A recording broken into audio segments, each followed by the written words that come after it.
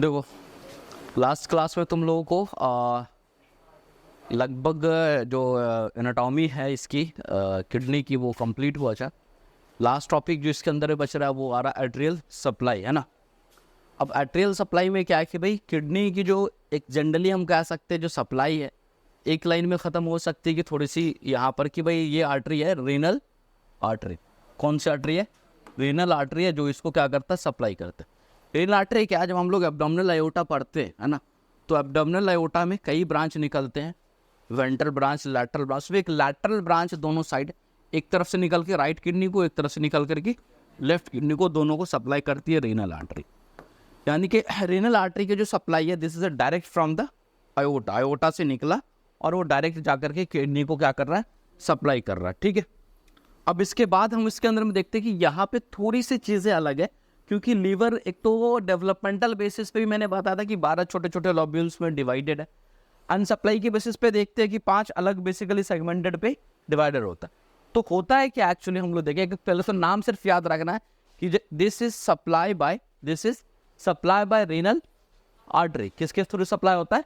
This is supply bye renal artery के through ये supply होता हुआ देखने को मिलता है। ठीक है, अब उसके बाद हम लोग देखें कि इसमें दो चीज़ें हैं। एक तो ये है कि कुछ एसेसरीज ब्रांच है रीनल आर्टरीज का, एसेसरीज ऑफ रीनल आर्टरी वही है।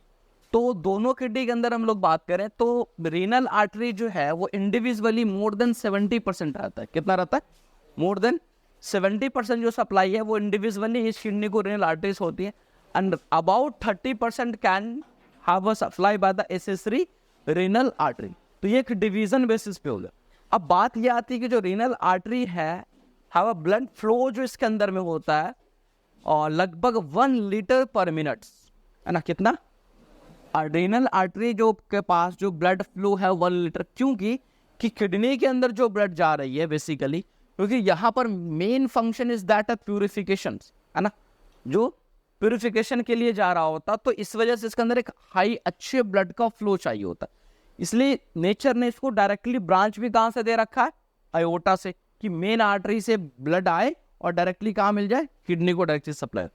अब यहाँ पर हम लोग ये चीज़ देखते हैं, जब ये रीनल आर्टरी इंटर करती है और इंटर करते हुए जब यहाँ से जब सप्लाई कंप्लीट करेगी तो निकलेगी तो रीनल वेन होगा, है ना। निकलती है तो क्या यहाँ पे रीनल वेन होता है। लेकिन इस एंट्री और एग्जिट के अंदर में बहुत अलग चीज़ देखने को मिलता है। क्या देखने को मिलता है वो हम लोग देखेंगे। ये इंट्री रीनल आर्टरी करते हैं और एग्जिट रीनल वेन करता है। तो जैसे ही एंटर करता है इसका डिवीजन स्टार्ट होता है। क्या होता है? अलग अलग डिवीजन से स्टार्ट हो जाते हैं।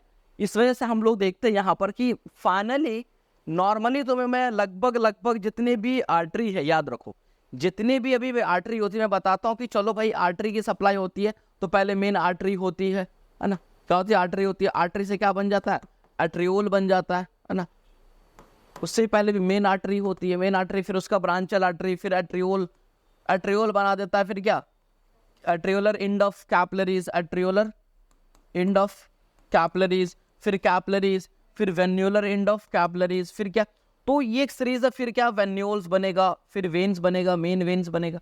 तो मतलब ये कि जनरल बॉडी का जो सप्लाई है वो आर्टरी जा रहा है और बीच में एक आर्टरी और वेन को कनेक्ट करने के लिए जो स्ट्रक्चर होता है वो क्या होता है? कैपिलरीज होता है। आर्टरी वेन को कनेक्ट करने के लिए क्या होता है? कनेक्ट करने कैपिलरीज होता है। This is a normal circumstances in our body. हमारे बॉडी में नॉर्मल जो टिश्यूज है वहां पर ये देखने को मिलता है। किडनी के साथ ऐसा नहीं है, इसलिए इसमें थोड़ा सा डिफरेंट। यहाँ पर कैपिलरीज बेसिकली अगर हम लोग देखें तो अगर एक्चुअल बेसिस में हम लोग बात करें तो उस टाइप की कैपिलरीज यहाँ पर देखने को नहीं मिलती। यहाँ पे थोड़ा सा चीज है डिफरेंट, क्योंकि यहाँ पे फिल्ट्रेशन प्रोसेस बेसिकली, यहाँ पे क्या है? Filtration process. तो कैपिलरी का जो structure, cap network of plexus जो बनता है वो थोड़ा डिफरेंट बनता है अदर देन बॉडी के नॉर्मल जो टिश्यूज है उसके अलावा। तो हम लोग स्टार्टअप यहाँ से देखते हैं। तो सबसे पहले क्या हो रहा है कि रीनल आर्टरी जैसे इंटर करती है, रीनल आर्टरी जैसे क्या की इंटर करती है, तो रीनल आर्टरी के बाद सबसे पहले ये हम लोग देखते हैं सेगमेंटल आर्टरी डिवाइड होता है। ये लगभग 5 ब्रांच में डिवाइड होता है। क्या होता है? 5 ब्रांच में अलग अलग देखने को मिलता है कि डिवाइड होता है। कि रीनल आर्टरी इंटर किया, मान लो ये मेरा हैंड है रीनल आर्टरी, और ये घुसते ही 5 फिंगर से, 5 फिंगर है, तो रीनल आर्टरी इंटर किया, 5 सेपरेट सेगमेंट्स में क्या हुआ? डिवाइड हो गया। अब ये जैसे 5 सेगमेंट में डिवाइड हुआ तो इस सेगमेंट से निकलेगा लोबर आर्टरी, और लोबर आर्टरी लगभग 2 से 3 इंटरलोबर में डिवाइड हो, सब आर्टरी है इंटरलोबर आर्टरी में, और इंटरलोबर आर्टरी डिवाइड होगा किसमें, आर्क्वेट आर्टरी में डिवाइड होगा, और आर्क्वेट आर्टरी क्या होगा, इंटरलोब्यूलर आर्टरी में डिवाइड होगा, है ना। लोबर यहां था, यहाँ क्या इंटरलोब्यूलर यानी उससे भी छोटे आर्टरी में डिवाइड होगा। अब इंटरलोब्यूलर आर्टरी जो होगा वो बनाएगा एफरेंट आर्ट्रियोल। क्या बनाएगा, एफरेंट आर्ट्रियोल। एफरेंट आर्ट्रियोल क्या होगा, ये जो एफरेंट आर्ट्रियोल है वो समझ लो एक तरह से कहां पहुंच गया, नेफ्रॉन के लेवल पे। जब हम लोग नेफ्रॉन पढ़ेंगे स्ट्रक्चर, तो ये एक जनरल अभी मैं समझने के लिए बताऊं, ये मान लो कि नेफ्रॉन है ना, तो नेफ्रॉन जो होता है जब हम लोग प्रॉपर पढ़ते तो उसके अंदर भी अलग अलग स्ट्रक्चर देखते हैं, ट्यूबुलर स्ट्रक्चर, ग्लोमुलर स्ट्रक्चर्स, है ना। तो उसके ऊपर ये मान लो इधर से आई, है ना, ये इधर से एक है, ठीक है। अब यहां पर इस बीच में क्या है, कैपिलरीज है। यहां पर क्या, ये नेटवर्क ऑफ स्ट्रक्चर, ये क्या बनेगा, कैपिलरीज बनेगा। तो ये होगा मान लो क्या, अलग अलग से ब्रांच होते हुए एफरेंट एट्रियोल है। एफरेंट एट्रियोल के बाद बीच में क्या, ग्लोमेरुलस है, जिसको हम लोग क्या बोलते हैं, ये जो स्ट्रक्चर है ग्लैमुलरस कैपिलरीज। लेकिन नॉर्मली तुम्हें क्या बता रहा था मैं कि कैपिलरीज के बाद जब आर्टरी आ रहा था, एट्रियोल आया, मतलब एक तरह का ये एट्रियोल हो गया, एफरेंट आर्टरी जो हो गया, यहाँ पर एफरेंट एट्रियोल नाम भी लिखा हुआ है, एट्रियोल।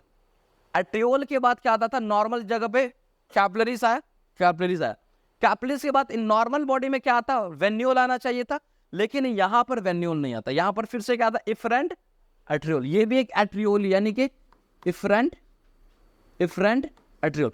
क्योंकि जब फिजियोलॉजी जब हम लोग पढ़ेंगे तो यहां देखेंगे कि ये जो प्रोसेस, ये जो जगह होती है ना, ये फिल्ट्रेशन का जगह है। क्या है, ग्लोमेरुलस कैपिलरीज जो यहां पर है, ये क्या है, फिल्ट्रेशन है। जो भी एफरेंट, अब याद तुम्हें आसानी से कैसे रहेगा कि तुम समझ लो, सीधा सा सिंपल ऐसे याद रखो, अगर नहीं याद रहे तो ऐसे समझो। पहले मान लो ये कैपिलरीज है, ये नेफ्रॉन है, सपोज मान लो नेफ्रॉन का सिर्फ एक स्ट्रक्चर अभी मैं दिखा रहा हूं, ग्लोमेरुलस कैपिलरी या वुमेन्स कैप्सूल का जो एरिया है यहां पर वो, और इसमें मान लो ये तुमने कैपिलरी सिस्टम है, ठीक है।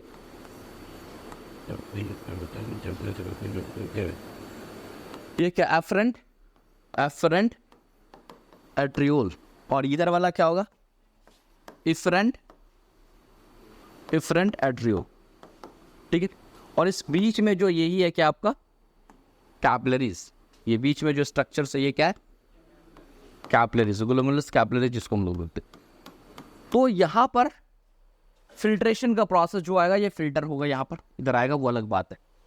एफरेंट एट्रियोल, ध्यान सुनो, एफरेंट एट्रियोल का काम क्या है, ये आर्टरियल ब्रांच से आ रहा है, रीनल आर्टरी से जो डिवाइड हुआ ना, रीनल आर्टरी, गुचा, सेगमेंटल आर्टरी, इंटरलोबर, इंटरलोबुलर, है ना, ये सब करते हैं, आर्क्यूट आर्टरी, ये सब करते हैं, इंटरलोबुलर आर्टरी। उसके बाद जो आया एफरेंट एट्रियोल जो आया, तो ये एफरेंट एट्रियोल का काम ये होता है कि ये चीजों को लाने का काम करता है। क्या करता है, ये लाने का काम करता है। यहां से आएगा और कैपिलरीज में फिल्टर होगा, और इफरेंट से क्या होता है, निकलता है।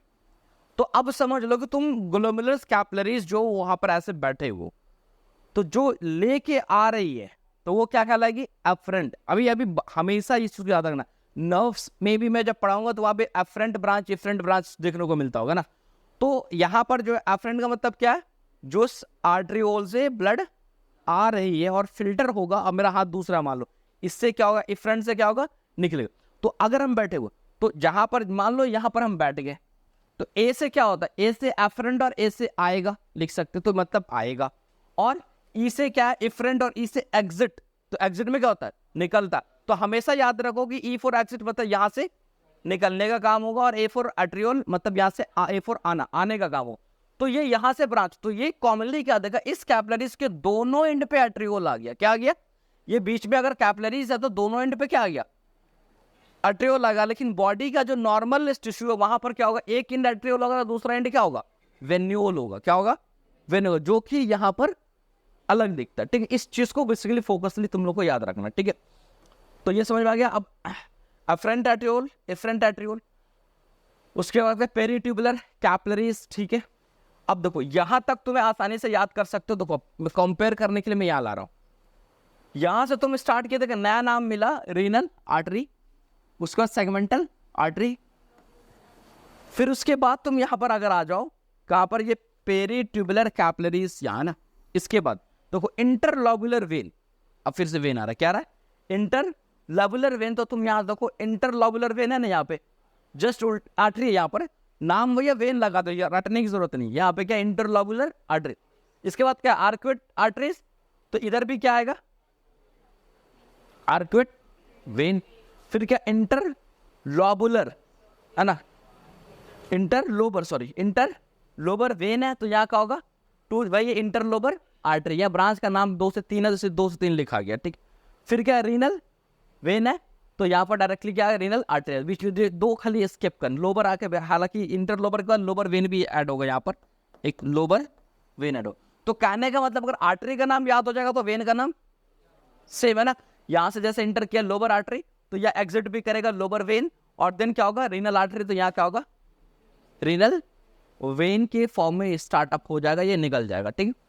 तो ये एग्जैक्टली क्या कि इस तरह से पूरा का पूरा क्या है इसके अंदर भी सप्लाई वेनस ड्रेन में लिखा हुआ drain by the renal vein, right and left है ना, राइट एंड लेफ्ट दोनों तरफ से कहां से ड्रेन कराता, तो रीनल वेन से करता है। Left renal vein passes in front of the iota just below the inferior mesenteric artery origin, है ना। ये कह रहा है कि हम लोग देखते हैं कि जब लेफ्ट बेसिकली रीनल वेन, तो एक तो मान लो जो आयोटा होता है वो आयोटा का कलर क्या होता है भाई, ब्लू, है ना। आयोटा का क्या कलर होता है, कोडिंग कलर है ब्लू, सॉरी वेना कावा का कोडिंग कलर क्या है, ब्लू। आयोटा का कोडिंग कलर क्या हो सकता है, रेड होगा, है ना। आयोटा का क्या होगा, रेड होगा सपोज, है ना। तो अब रीनल वेन जो होगा वो जाहिर सी बात है कह रहे हैं left renal vein passes in front of iota, sorry इधर आएगा आयोटा, है ना। तो लेफ्ट रीनल वेन ऐस ठीक तो था, उधर है ना, ठीक ठीक, हाँ। तो इधर से ही आएगा, तो वो आयोटा को क्रॉस करता हुआ कहाँ मिल जाएगा, वेना कावा में, इन फ्रंट ऑफ द, है ना, मेसेंट्रिक आर्टरी ऑरिजिन। और यहीं पे क्या होगा, यहाँ से निकलता होगा मेसेंट्रिक, कौन सा मेसेंट्रिक, तो इंफीरियर मेसेंट्रिक आर्टरी, तुम्हें पता है फ्रंटल ब्रांच। तो ये कंप्लीटली तुम्हारा क्या होगा कि किडनी का ये जो आर्टरियल सप्लाई है वो हो गया। तो यहाँ पर तुम्हारा क्या होता है, anatomy of kidney that almost end हो जाता है। अब ऑर्गन जितने भी थे लगभग कंप्लीट हो गए, अब एक रेक्टम बच रहा और एनल कैनाल बच रहा है, ठीक है। उसको हम लोग स्टार्ट करते हैं चेंज को।